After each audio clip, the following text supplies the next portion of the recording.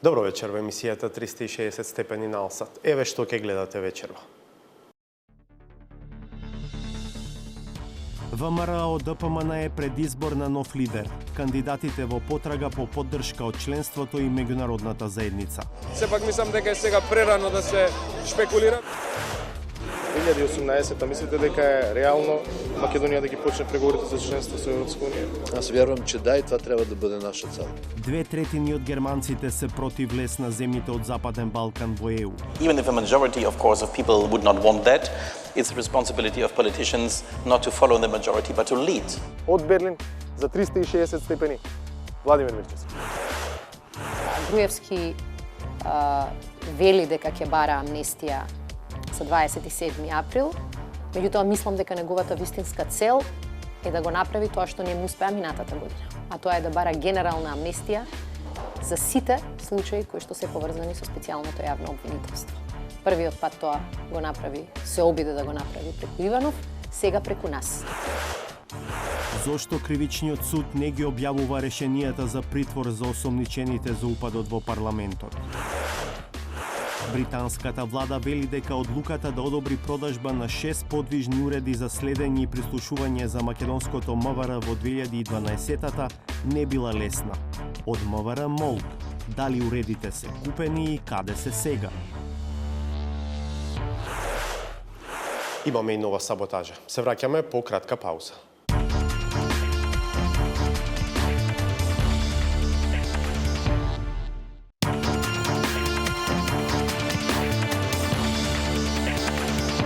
Гледате 360 степени. 10 дена по апсењата и отворањето истрага за настаните во собранието од 27 април, јавноста треба да се задоволи со двете официјални реченици во соопштението на јавното обвинителство. Едната дека завршила предистражната постапка и втората дека е донесена наредба за спроведување истражна постапка против 36 лица поради основано сомнение за сторено кривично дело терористичко загрозување на уставниот поредок и безбедноста. И толку. Информации нема ниту од кривичниот суд, па останува нејасно која е основата за одредување притвор за осомничените или зошто кривичниот совет при судот, на оние на кои првично им беше одреден куќен притвор, потоа им одреди притвор. Решенијата на судиите на претходна постапка и на кривичниот совет не се објавени на судскиот портал, а судот негативно одговори на нашето дополнително барање да ги добиеме одлуките. Зошто? Во студиото е колегата Александар Димитриевски, кој деновиве во комуникација со судот. Александар, како судот го правда ова свое решение, ова своја одлука да не ги објави решенијата? За да бидам попрецизен, Васко, ќе го прочитам целиот одговор што го добивме од судот, кој вели дека во однос на вашето барање за објавување на решенијата на судија на претходна постапка, согласно Законот за управување со движење на предметите во судовите, член 10 став 3, во случај кога јавноста е исклучена во конкретна постапка, одлуките не се објавуваат на веб страницата на судот. Во нашата дополнителна комуникација со судот, дека сепак станува збор за еден случај од висок профил, судот сепак остана нова толкување. Нивната главна аргументација е дека станува збор за решенија за притвор во фаза на истрага, а од друга страна истрагата по Законот за кривична постапка е тајна. Со други зборови, судот сака да каже дека со откривањето на решенијата ќе се наруши тајноста на постапката. Ова објаснување до некаде е можеби разбирливо, но од друга страна е контрадикторно што Апелацискиот суд, кој што одлучуваше по дел од жалбите на притворените, одржа јавна седница по истово прашање и тоа на барање на адвокатите. Ако доследно следиме оваа логика, тогаш адвокатите по нивно барање би можеле да отворат и други аспекти или делови од истражната постапка, која што нели е тајна. Да, така што ако оваа фаза од постапката се смета за тајна, тогаш како сегмент од фазата која што е тајна може да биде јавен. Токму тоа, таа логика што во моментов, да кажеме, не кореспондира со одлуката на кривичниот суд да не ги објавува решенијата и покрај тоа што, нели, како што кажавме, станува збор за случај од висок профил. Иако контрааргументот на тоа може да биде дека јавните седници во апелација беа на барање на одбраната и на засегнатите, практично на притворените. Може да биде аргумент, но како што реков, во тој случај дали адвокатите можат да бараат отварање и на други елементи од истрагата, која што нели сепак се смета за тајна. Уште една теза во прилог на тоа дека е помалку чудна одлуката на новото раководство на Кривичниот суд во Скопје да не ги објави решенијата е и досегашната пракса. Факт е дека досега решенија на судии на претходна постапка по барања за притвор, независно каква била одлуката на судот, биле објавувани на веб страниците на судовите.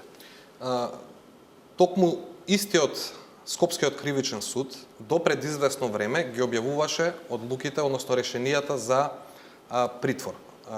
И јавноста е сведок дека сите барања за притвор кои што ги имаше специјалното обвинителство, сите беа во фаза нели на истрага, судот ги објавуваше и покрај тоа што предпоставувам и самите суди и председателот очекуваа дека ќе најдат на широки критики во јавноста, затоа што, како што знаеме, речиси да не беше прифатен ниту едно барање за притвор на специјалното јавно обвинителство. Имав можност да се консултирам и со поголем број на судии по истово прашање. Факт е дека дел од нив го отвори ова како проблем, дали решението за одредување на мерка притвор во фаза на истрага треба да биде јавно, но од друга страна судии од внатрешноста на Македонија рекоа дека тие ги објавуваат јавно своите решенија, доколку некој, односно доколку јавноста ги побара или новинарите ги побараат. Очигледно е дека има различни толкувања, но досегашната пракса и во Скопскиот кривичен суд и во други судови низ Република Македонија била да се објавуваат овие решенија. Што би бил финалниот заклучок еве од ова? Финалниот заклучок би рекол би можеле да го сведеме на две причини поради кои што судот одбива да ги објави решенијата. Првото логично е дека новото раководство го затвара судот за јавноста. Вториот логичен одговор е дека навистина постои дилема. Во дополнителната комуникација со судот препознаваме дека навистина имаат дилема и предпоставувам дека новиот претседател на судот е внимателен да не стори некое прекршување на законите, барем на начинот на кој што тие го толкуваат тоа. Но колку и во комуникацијата судот да се обиде да го наметне ова второ решение како причина за необјавување, предпоставувам дека тоа нема да ги спречи толкувањата дека судот се затвара. А со тоа и да остави простор во јавноста да продолжат тезите дека, например, меѓународно реномиран оперски пејач е бесправно, незаконски, несоодветно ставен во притвор. Ако судот ги објавеше решенијата, ќе можевме да видиме основата врз основа на која што е донесена одлуката, меѓу другото и Дурловски да оди во притвор. Токму така. Добро, продолжуваме со емисијата.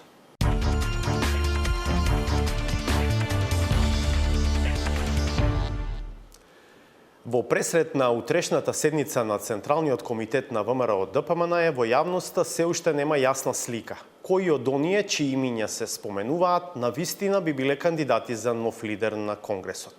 Петар Клинчарски за предконгресната атмосфера во опозицијската партија. Кривичен суд во Скопје. Место каде почнува и завршува агендата за јавно појавување на лидерот на ВМРО ДПМН Никола Груевски. Преку ден, тука доаѓа како обвинет во предмети на СЈО. А навечер за да им даде поддршка на неговите сопартици и поддржувачи, кои се во притвор за крвавиот четврток во собранието. И ова малтретирање мора да прекине. Им порачуваме да прекинат да малтретираат невини луѓе, да прекинат да се играат со судбините на луѓето и на нивните фамилии, да ги пуштат веднаш сите неправедно обвинети браќа и сестри кои што се или во куќен притвор или во притвор. Уште еднаш сакам сите заедно одовде да им порачаме дека оваа игра, овој блеф и овој напад врз ВМРО ДПМН нема да им помине. Секој следен собир само го потврдува впечатокот дека на Груевски не му оди од рака да го мобилизира членството за помасовни протести. Речиси 2 недели како симпатизерите и поединечни членови од највисоките структури на ВМРО ДПМН протестираат блокирајќи ги булеварите во главниот град. Но за речиси исто толку време, партијата на 23 декември ја очекува вонреден конгрес за избор на нов партиски лидер, со што практично треба да се одблокираат натрепартиските процеси и стабилизација на самата партија. Ретко кој од демонстрантите е расположен да даде личен став, за личноста што треба да ја води ВМРО ДПМНЕ во иднина.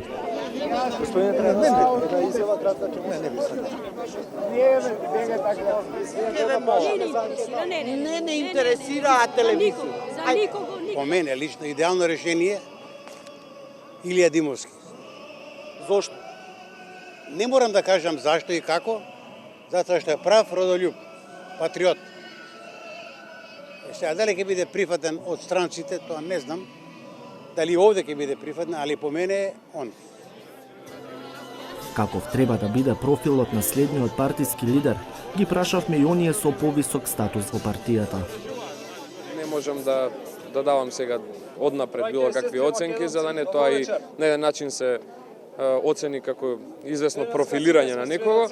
Напротив, сметам дека делегатите и воопшто Конгресот како највисоко партиско тело ќе донесе најправилната одлука што е во насока на понатамошно продолжување на целокупното функционирање и единството на партијата како клучен фактор за понатамошно функционирање. За главни претенденти за престолот во ВМРО ДПМНЕ се споменуваат генералниот секретар Христијан Мицковски, кој се смета за протежена лидерот во заминување Груевски, потоа координаторот во парламентот Илија Димовски, кој за предност го има подолгиот партиски стаж, Никола Поповски, кој можеби не би бил прв избор на базата, но би можел да ја извади партијата од домашната и меѓународната изолација. Амбиција наводно пројавуваат и екс-министрите Антонио Милошовски и Никола Тодоров, но проценките се дека новиот лидер би требало да се бира во триаголникот Мицковски, Димовски, Поповски. Но никој од претендентите за лидер, освен Мицковски и Милошовски, деновиве не се појавува на протестите. Дали е тоа дел од стратегија пред предстојниот конгрес, представува енигма и за Самуил Малчевски, кој беше активен во ВМРО ДПМНЕ до 2011 година. Во суштина, она што се случи на последните локални избори, ВМРО-вците, членовите на ВМРО ДПМНЕ јасно му кажаа не на груевизмот и на начинот на кој што се води партијата. Мора ние да бидеме искрени према самите себе. Сите ние носиме некакви си хипотеки од тој груевизма. Сите сме биле членови на ВМРО ДПМНЕ и во одреден временски период сме обавувале некоја партиска функција. Проблемот е во суштина кој тоа го правело што вистина верувал дека прави нешто добро и кога видел дека таму не е се баш најсејно и најидеално, се повлекол и се оградил од груевизмот и кој тоа видел дека е така го правил за своји некакви лични цели некоја лична корист. Во суштина, сите тие луѓе имаат некаква хипотека од груевизмот, кој помала, кој поголема.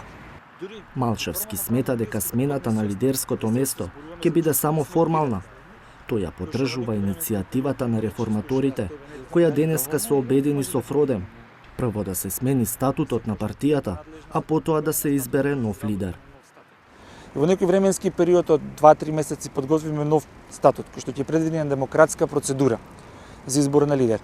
Тогаш јас немам проблем на тие внатре-партиски избори да има и 5000 кандидати за лидер, па членството само нека одлучи кој сака да го води. Ако продолжиме да лицитираме со имиња, некои заслужено, некои незаслужено се појавуваат во јавност, тогаш ќе дојдеме само до внатре-партиски поделби и ништо повеќе од тоа. Ветеранот на ВМРО ДПМНЕ Димитар Димитров во својата денешна колумна за порталот Призма, насловена и Конгресот е Груевски, меѓу другото пишува: Медиумите не мора да трошат време околу персоналното решение. Конгресот ќе го избере Груевски, независно дали под тоа или под некое друго презиме. Новиот лидер, кој да биде тоа, ќе биде пред предизвикот да го демантира Димитров.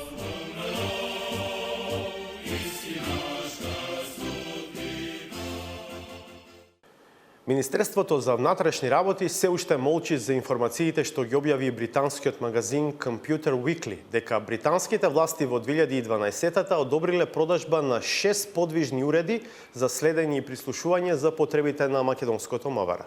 Станува збор за опрема за прислушување различна од онаа за која специјалното јавно обвинителство поднесе обвинение под кодното име Трезор. Овој случај на СЈО ги опфаќа само набавките направени преку фирмата Финзи, така што засега остануваат неодговорени прашањата. Дали МВР без посредник ги набавило 6 мобилни уреди за следење и прислушување за кои добило дозвола во 2012-та, дали се платени, каде се во моментов, дали се користат и дали може да се користат.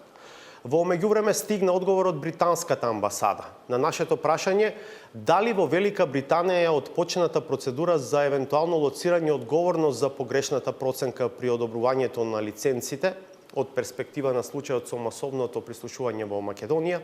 Во одговорот се вели дека, цитирам, британската влада многу сериозно им пристапува на надлежностите за контрола на дозволите за извоз.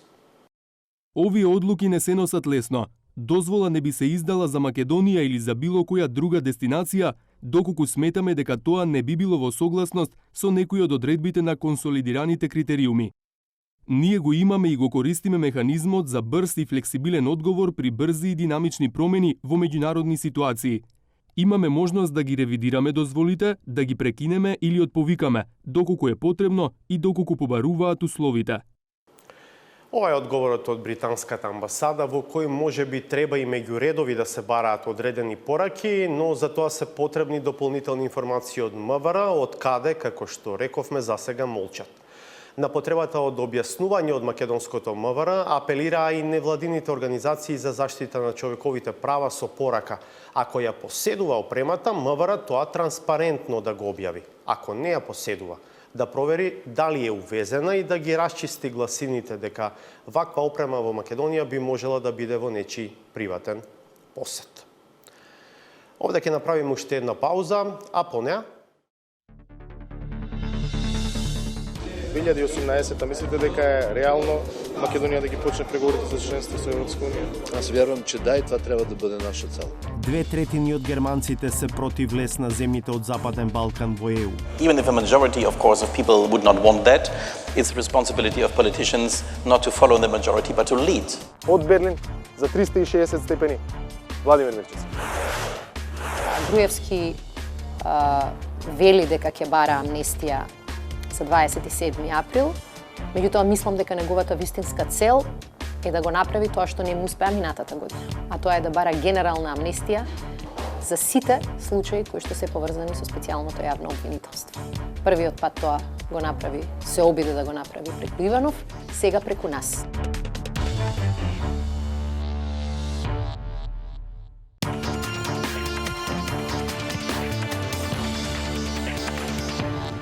Се враќаме со емисијата 360 степени. Амбициите на Македонија за брз почеток на преговорите за членство со Европската унија и за влез во НАТО се тесно поврзани со ставовите на најмоќната земја членка на ЕУ, Германија. А таа го живее еден од најнеизвестните внатрешни периоди поради неуспешниот прв обид на Ангела Меркел да формира влада. Во вакви околности, Берлин деновиве беше домаќин на неколку меѓународни настани на кои се зборуваше и за иднината на Македонија. Владимир Мирчевски во Берлин разговараше со повеќе упатени во овие прашања. Овие денови Берлин беше центар на неколку меѓународни собири на кои меѓу другото беше отворена и темата за македонските НАТО и ЕУ аспирации. Дел од учесниците на овие форуми Берлин го нарекува главен град на неизвестноста поради неизвестните преговори за составот на идната германска влада. Но никој нема дилема дека каква и да биде таа влада, Германија останува главниот двигател на Европската унија, а се очекува да остане главниот мотор во процесот на проширување кон Западниот Балкан. Но анкетата презентирана на Берлинскиот надворешно политички форум откри загрижувачки тенденции, а тоа е дека 66% од германците се против проширувањето токму кон Западниот Балкан. За ова беше прашан Михаел Георг Линк, член на германскиот парламент Бундестагот, кој даде интересен одговор дека лидерите постојат за да ги водат граѓаните и да им објаснат зошто ваквиот чекор е добар. Во неговата аргументација се обиде да му помогне и вице-премиерката и министерка за одбрана Радмила Шеќеринска, која исто така учествуваше на форумот. Let's stay for a moment in Macedonia, Mr. Link. According to the latest survey of the Körber Foundation, 2/3 of the Germans do not want Macedonia and other countries to become a member of the European Union. Are we Germans ungrateful? Well, I think it's absolutely central to always repeat that Macedonia has this perspective to become member of the European Union, and not only theoretically, but very concretely. If a majority, even if a majority, of course, of people would not want that, it's the responsibility of politicians not to follow the majority, but to lead and to explain why this is important, that this country has and deserves the perspective to join the European Union. Question of why is the West sometimes closing the eyes towards authoritarian tendencies and governance? We have seen it for many years. The weaknesses in the Macedonian society were overlooked with the expectation that stability is guaranteed, therefore democracy is not so essential. Macedonia has really been a case study that when you give up democratic values, you end up losing both them and the stability that you have counted on. Second comment vis-a-vis building the resilience among different states. I do believe that a very important step that the West can take is, of course, to continue and be very clear about the open door policy. For some countries, NATO, for some countries, NATO and EU. In the case of Macedonia, this was a very strong driving force. And the fact that the EU and NATO really worked hand in hand, and they have sent the same message, they act in and spoke with one voice, really helped us deliver.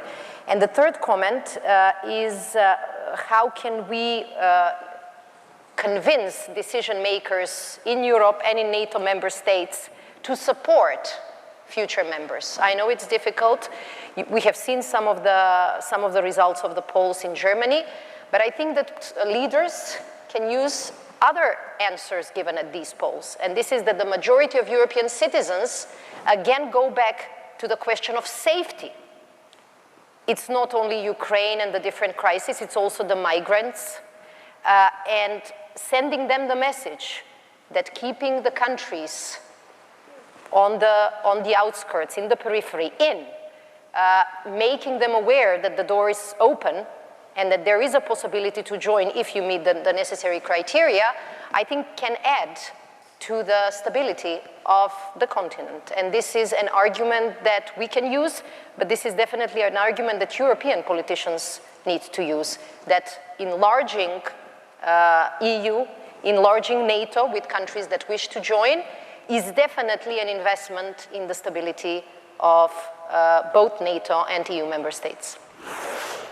Во Берлин имав шанса да разговарам со ветеранот на европската надворешна политика Елмар Брок, член на ЦДУ на Ангела Меркел, кој од 1980-та е член на Европскиот парламент, а 15 години го водеше Комитетот за надворешни работи на Европарламентот.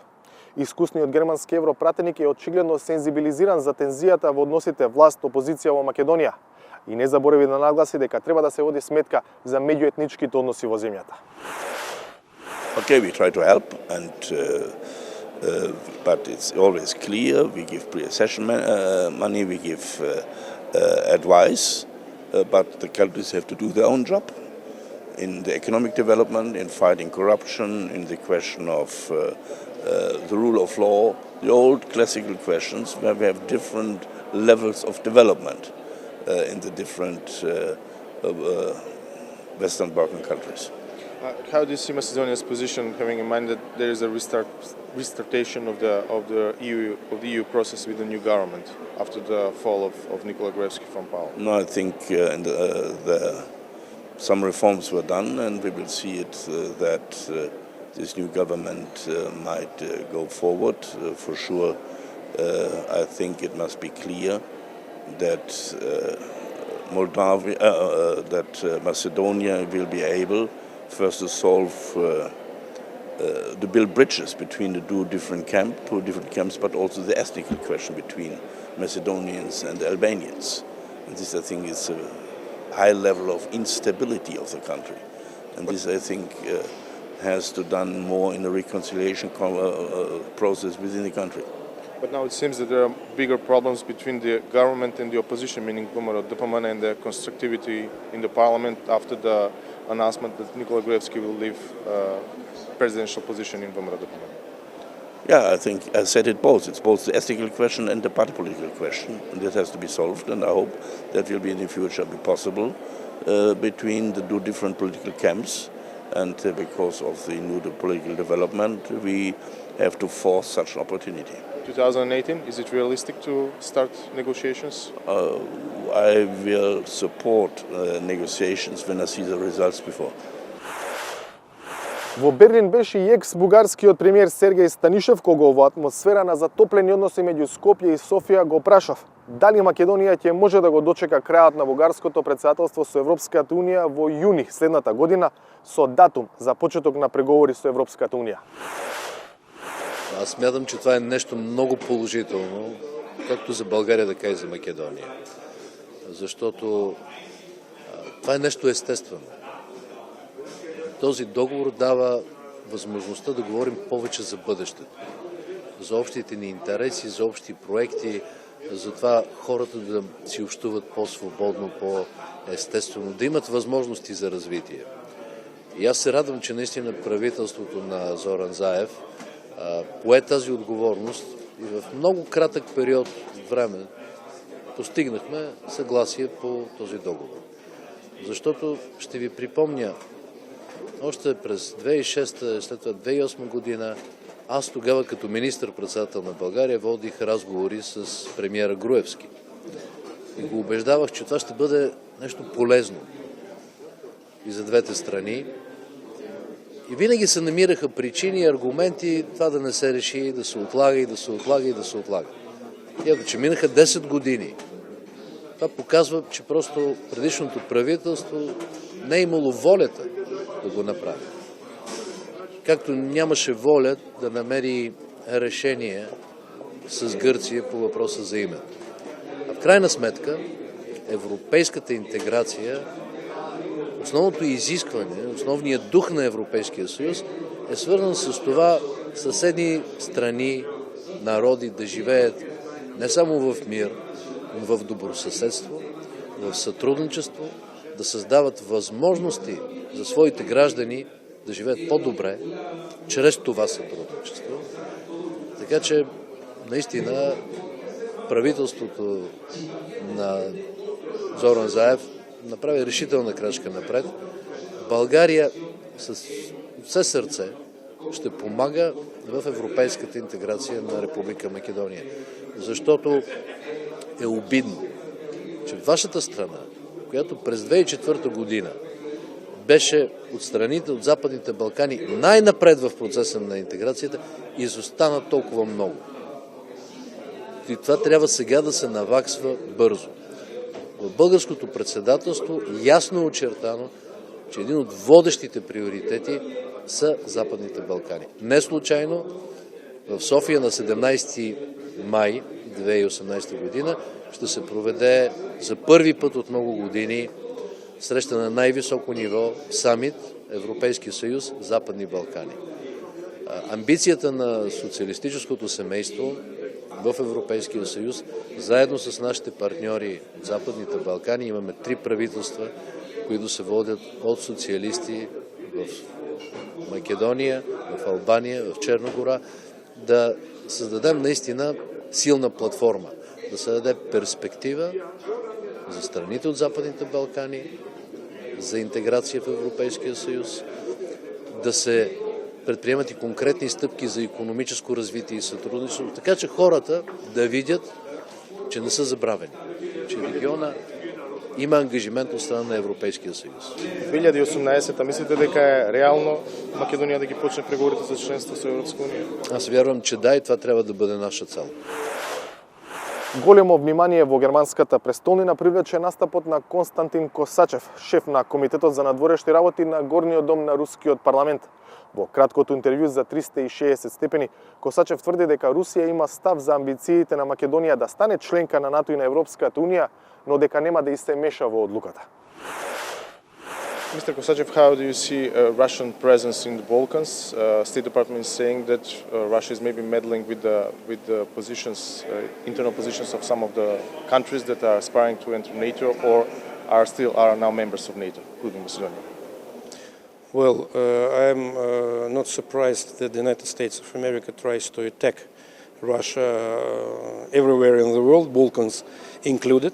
They do it in order to increase their own influence, in order to be able to rule the countries of the Balkan region. In this sense, Russia does not conduct that type of policy. We do respect the sovereignty and independence of each and every country in the Balkans. We have never interfered in internal affairs of these countries, and we cannot and we never try to block any security arrangements of these countries, whether they like to join the European Union, NATO, any other integration organization. They're a sovereign choice. We do have our own opinion about that. Yes, we do. But we cannot force this opinion on the Balkan states, and we do respect their choice. How do you describe relations between Macedonia and Russia and Russia's presence in Macedonia? Well, I would have preferred to see much more obvious presence of Russia in the Balkans, Macedonia included. Unfortunately, we are not there well enough, so to say. Otherwise, the bilateral relations between Russia and Macedonia are good. I do not believe we have big unresolved conflicts or problems, and I hope that this kind of relationship will stay for years and ages, probably whatsoever happens in the foreign policy and security policy of Macedonia. За дел од овие теми, но и за внатрешните политички случувања во Македонија, во Белин разговара со вице-премиерката и министерка за одбрана Радмила Шеќеринска. Министерка, имавте средба со министерот за Европа во германската влада Михаел Рот. Какви беа пораките што ги добивте и од средбите, од состаноците со другите представници на германската влада за амбициите на Македонија и во ЕУ и во НАТО? Брзо да станеме членка на Алијансата, а во 2018 веќе да ги почнеме преговорите за членство. Пораките кои што доаѓаат од сите во Германија е дека навистина се задоволни со тоа како работите се менуваат во Република Македонија. Германија беше една од земјите која што стратешки ја поддржуваше Македонија и во делот на ЕУ и во делот на НАТО членството сиве овие години. Меѓутоа, тогаш кога имаше проблеми, тогаш знаеа да бидат многу прецизни и многу јасни во пораките. И сега повторија дека она што се случуваше во изминатите неколку години во делот на медиумите, во делот на корупцијата, владењето на правото, независноста на институциите, навистина многу ги разочарало. И ја одземало енергијата која што Германија вообичаено ја вложува во поддршка на Западниот Балкан, па и во поддршка на Македонија. Така што беа задоволни од тоа што владата успеа и во релативно неповолни околности, во услови на висока поларизација политичка внатре во парламентот, да обезбеди реализација на неколку стратешки приоритети во делот на медиумите, во делот на реализација на изборите за време на кампањата на локалните избори, како и предлозите кои што се веќе на маса во поглед на реформи на безбедносниот сектор, особено во делот на прислушкување, како и во делот на судството. Она што е видливо и во Берлин е дека владата е подготвена да го промени начинот на кој власта се третира од страна на оние кои што ја носат најголемата одговорност во државата. Што значи тоа? Тоа значи поголема отвореност не само кон медиумите, туку и кон граѓаните, целосна транспарентност во поглед на документите и одлуките што ги носи владата и многу поинаков став кон граѓанското општество. Не како кон непријател, туку како критичен пријател, кој секогаш треба да се консултира, со него да се комуницира и да се земе предвид тоа што ќе се добие како забелешка. Така што пораките се дека Македонија си изработи нова шанса, но и дека Македонија ќе треба да продолжи практично и во следните недели и месеци постојано да доставува нови аргументи за своето членство во ЕУ и во НАТО, кои што не се само прашање кои ги интересира земјите членки, туку се прашање кои што ги интересира македонските граѓани. Дали проблемите, неможноста во Германија да се формира влада ќе се одразат и на македонските амбиции за НАТО и за Европската унија? Тоа повеќе ни стана јасно не само во разговори со германските колеги, туку особено со представници на Европската унија и НАТО во претходниот период. Речи си и да нема европски политичар кој нема да ви ја каже својата загриженост дека без германска влада со полн капацитет многу тешко е да се раководи со Европската унија. Особено во делот на проширувањето, каде што Германија е навистина еден од клучните фактори. Затоа и ние како граѓани на Македонија, како луѓе со одговорност во Македонија, навистина сакаме, посакуваме да видиме час поскоро нова германска влада и со што е можно поширока поддршка и мандат.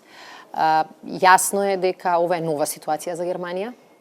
Сите спомнаа дека навистина никогаш ова не им се случувало во минатото, ваква комплицирана состојба, но најголемиот дел од нив се согласија дека исто брзите избори, ниту пак малцинската влада, во која што ЦДУ би ја носела одговорноста, а би добивала поддршка во парламентот од другите партии, не се реална опција која што им се допаѓа ниту на граѓаните, ниту на политичарите во Германија. Така што секојдневно расте реално притисокот врз социјалдемократите во Германија, сепак да ја прифатат поканата да бидат во владата. Дискусијата таму почнува уште во текот на нивниот конгрес, но одлуката која што ќе се носи, доколку е позитивна, ќе мора да добие и зелено светло од страна на сите членови на СПД, што покажува колку и граѓаните и партиите се свесни дека вакви одлуки не смеат преку ноќ и не смеат лесно да се носат. Дали ќе успее Македонија да ги заврши обврските што Брисел ги достави во многу кус период до нова година, да кажеме да се протуркаат, да се изгласат неколку клучни закони во парламентот? Јас сум убедена дека во оваа фаза, како држава, како влада, како луѓе, ќе успееме да ги избуткаме сите клучни проекти од кои зависи ставот на Европската комисија да ја тргне условената препорака и да ја даде на Македонија препорака за почеток на преговори. Убедена сум во тоа само заради тоа што сите сме свесни дека е ова втора шанса која не ја добивме лесно и заради тоа што сме свесни дека такви шанси во иднина нема да добиваме. И јас сум убедена дека тој притисок позитивен се чувствува и во собранието. Тоа го чувствуваат сите избрани представници, бидејќи граѓаните сакаат Македонија да престане да го губи своето време и ако можеме и да надоместиме дел од загубеното време. Видовме што се случува околу нас. Црна Гора стана членка на НАТО. Не беше држава кога ние се реформиравме за да станеме членка на НАТО. Погледнете Европската комисија, планираше да донесе стратегија која во главно акцентот ќе го стави на Србија и на Црна Гора. Тие испуштени шанси, тоа испуштено време многу тешко се надоместува, но мора да направиме се ова што ни се даде како втора можност да се протнеме на некој начин, да го искористиме. И мислам дека пораката која што стигне и од Брисел од страна на председателот на Европската комисија, господинот Јункер, дека е Европската комисија импресионирана од чекорите кои ги превзеде Македонија, не се даваат така лесно. И тоа е знак и на стратешка одлука од страна на Европската комисија да ја даде нова шанса на нашата татковина. Дали со последните случувања во Македонија, мислам на опозицијата, ја изгубивте поддршката на ВМРО ДПМН за европската агенда? Јас се надевам дека тоа не е така. Зад нас беа тешки одлуки, тешки дискусии. Не е лесно во услови на пост 27 април случувањата да се најде заеднички јазик за многу теми.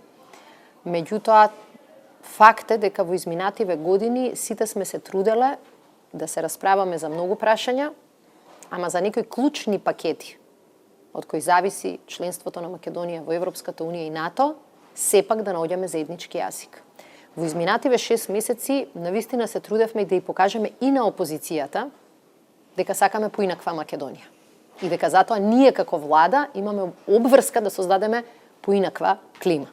И покрај тоа што ВМРО ДПМН одлучи да формира 10 пратенички групи за да го блокира собранието, ние и понатаму останавме цврсти во определбата. 9 комисии да бидат председавани од пратеник на ВМРО ДПМН, а 5 да бидат со мнозинство од опозицијата. Тоа не беше лесна одлука. Меѓутоа сметавме дека е многу важно да испратиме таков гест. Најголемиот дел од законите, кои што се дел од планот 369, уште пред да завршат со владина процедура, ги доставувавме на координаторот на ВМРО ДПМН за консултации. И реално сакавме да го чуеме нивното мислење и да најдеме некаков заеднички јазик. Тоа беше случај и со реформите во правосудството, но исто така и со многу чувствителните реформи во безбедносниот сектор. Ние тие сигнали не ги праќаме за шминка. Сакаме да научиме да разговараме како возрастни луѓе во една позрела држава. Факт е дека сите пратеници или носители на одлуки во ВМРО ДПМН не се исти. И некои од нив се свесни дека политиката на обструкции, на блокирање, на практично стопирање одново на македонскиот план за членство во Европска унија и НАТО не носи добро ниту на Македонија, ниту пак на ВМРО ДПМН. И многу се поотворени за разговор. Но се разбира дека лидерската трка сега ќе биде можеби центарот на нивното внимание. Јас се надевам дека она што го слушаме од многу членови на ВМРО ДПМН ќе се види и на партискиот конгрес. Свесни се дека се неопходни промени. И свесни се дека ова и нив ги влече кон дното. Фактот дека на протестите кои што ги организираше ВМРО ДПМН имаше две новини. Прво, и Груевски почна да се појавува. Честопати тој знаеше да организира протести без негово учество. И второ, освен него, се појавуваат уште 100, 200, 250 луѓе. Тоа е навистина дебакл за партија која можеше да мобилизира многу луѓе. Меѓутоа, денеска и тој дел од членството покажува дека ваквата политика не може да им донесе резултати. И Јас се надевам, не сум убедена, но се надевам дека рационалните аргументи ќе надвладеат. Сите ние на крајот на криштата живееме во собствената држава. Не може да биде добро, без разлика на нашето членство во одредена политичка партија, ако државата самата си ги затвара вратите. Што мислите за иницијативата на ВМРО ДПМН за општа амнестија за учесниците на 27 април? Да бидам искрена, мислам дека ако размислуваме сега ние како политичари од една политичка партија, за нас е најлесно да прифатиме ваква иницијатива. Од најмалку две причини. Првата причина е дека тоа ќе ги обврза на некој начин ВМРО ДПМН да престанат да се жалат, туку да бидат поконструктивни. И второ, за секогаш ќе ги обележи како партија која што застанала во одбрана на насилството. Значи, од аспект на партија, најверојатно најлесната одлука ни е да дадеме зелено светло за тоа. Меѓутоа, како луѓе кои сакаме да гледаме и во следните неколку години, свесни сме дека е катастрофа за држава како Македонија да кажеме дека ваквото насилство се исплатува. Дека можеш во било кое време да организираш напад на парламентот, да пробаш да убиеш луѓе и ако не испадне сето тоа, да искористиш партијата која што го организирала за да ти обезбеди услови за амнестија. И втората работа која што сакам да ја кажам, мислам дека Груевски повторно ги користи луѓето кои го спроведоа сценариото за 27 април како покритие и заштита, штит за својата одговорност. Груевски вели дека ќе бара амнестија за 27 април, меѓутоа мислам дека неговата вистинска цел е да го направи тоа што не му успеа минатата година, а тоа е да бара генерална амнестија за сите случаи кои што се поврзани со специјалното јавно обвинителство. Првиот пат тоа го направи, се обиде да го направи преку Иванов, сега преку нас сака тоа да го направи. И затоа велам го користи тоа што се случи на 27 април за да практично скрие дека не се бори дури ни за своите партиски колеги. Се бори само за еден човек, само за самиот себе си. Во обид да ја оствари амбициозната надворешно политичка агенда покрај Шеќеринска во Берлин, премиерот Заев беше на средби во Брисел и во Софија. В понеделник и во вторник во Брисел посредникот Метју Нимиц ги собира преговарачите на прва средба по подолго време. Во очекување на развојот поврзан со овие прашања, од Берлин за 360 степени, Владимир Мирчевски. Овде наред уште една пауза, а по неа е саботажата. Останете налсад.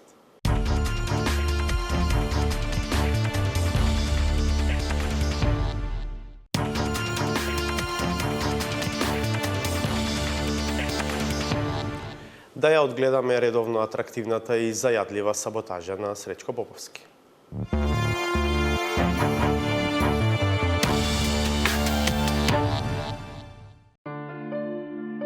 Наивното демонстрирање паралелизам и заложбата за еднаков пристап кон правдата ја губи сета смисла кога тој што се повикува на неа се обидува да игра на картата на колективната амнезија. Овој невообичаен период со кој индиректно се признава одговорност добива специфична тежина кога тој со кој се споредува заглави 5 години за мито, 10 пати помало од она по кое се движи новата траекторија. Во минатото имаме случај каде што при изградбата на хидроцентралата Козјак на исти начин и во иста постапка владата на СДСМ земала кредит од Кина и го изфинансирава градбата на хидроцентралата Козјак. На директорот НЕСАМА на сметка му биле исплатени $300,000, но и уште 190,000 германски марки на друга сметка. Добиени како предходно договорена провизија за склучени договори за деловна соработка со фирмата MAN Takraf Furder Техник од Лајпциг, Германија и корпорацијата Хайнан од Кина, кои требало да испорачаат опрема за рек Осолмеј и за ХЕЦ Козјак. Зова ти колку предлагаш? 5 на целото. Не, точен износ колку? Помеѓу 15 и 18. Да не е многу, ја? Да не се претерано и нашто. Оттаму е разбирливо опонентската констатација дека програмата им била предимензионирана, наместо да се задржат на неколку теми. Тие се прошириле дотаму што веќе ниту знаеле од каде се зема материјал за трупање на знаењата. А со право се тврди дека сега е сосема нормално тие да бидат збунети. Може би токму поради тоа што имаат многу предмети, кои подеднакво се знае, најчесто ништо не знае. Не напразно вели една латинска поговорка. Тоа што еден апостроф ја прави разликата, па напразно се акцентираат поговорки кои вака исчитани не значат ама баш ништо. Не значи дека се нема идеја за тоа што треба да се прави. Тоа е тој концепт на постојано учење од кое се надзира силниот реформски карактер, особено во сферата на економијата, каде како една од најважните мерки, една од првите, е укинувањето на ограничувањето на продажбата на алкохол. Оваа информација е усогласена и направена по иницијативата и проектот Учиме од бизнис заедницата. Разговарано е со сите поголеми компании во Република Македонија, како и со сите стопански комори во земјата. Либерализацијата на продажбата на алкохолот е придобивка и за граѓаните, особено на оние кои имаат потреба од здравствена нега. Со оглед дека веќе неколку месеци нема министер кој ќе го откочи системот за набавка на лекови, тие слободно може и ноќно време да се снабдуваат со ракија, враќајќи се на старите и проверени практики на лечење со мачкање. Оти и онака, предолго им се мачкаат очите. Се надевам во мирна атмосфера некаде викендот ќе можеме да ги отвориме процесите како понатаму, заради тоа што знаете дека имаме неколку испразните места во владата, министер, заменик, министери. До крајот на неделата ќе има министер за здравство. Јас се надевам дека ден поскоро ќе се договориме за оваа работа. Се уште немаме одлучено. За министерот за здравство се работи за многу сериозен ресор. Јас реков дека до крајот на месецот ќе гледаме да ги донесеме одлуките. Сега разговараме на вистина како тоа да се пополни, не се работи за некои други рекомбинации. Владата не размислуваме во таков правец. Јас сум убеден дека на вистина како што реков, уште неколку дена и ќе објавиме комплетната контура на владата. Додека да биде обелоденета комплетната контура, за среќа има донатори кои се решени да им помогнат на сите кои се во неволја, ама дури откако самите беа фатени во неа. Со оглед дека се толку големи хуманисти и донори, може би ДИК треба да се преименува во добротворна изборна комисија. Сум донирал повеќе пати, сум донирал цела плата, точно државна изборна, поднос на поплавите кои се беа, сум донирал за цркви, сум донирал и за болни изнемокнени. Ке донирам и овие 4 плати. Ке ги донирам или ке ги вратам во буџетот. Да се најдат на тие кои што ни ги пожелеа за нас да ни се најдат. На моето семејство не му е потребно пари за свеќи и за пченица. И на крајот, за луѓето кои го држат својот збор и на кои на живо треба да им се пали свеќе. Ако централната власт е за рудници, кои се конкретните мерки на градоначалниците? Дали ќе повикат на граѓанска непослушност, дали ќе повикат на масовни протести, дали ќе си дадат оставка? Мојот став и после одлуката, доколку биде таква на централната власт, ќе остане иста. Сите опции ќе бидат отворени, и оставката, и граѓанската непослушност, и на секој можен начин да се бора, бидејќи јас се борам за... Нема потреба од доставки, особено не од граѓанска непослушност, ако некој навистина сака да го чуе гласот на граѓаните.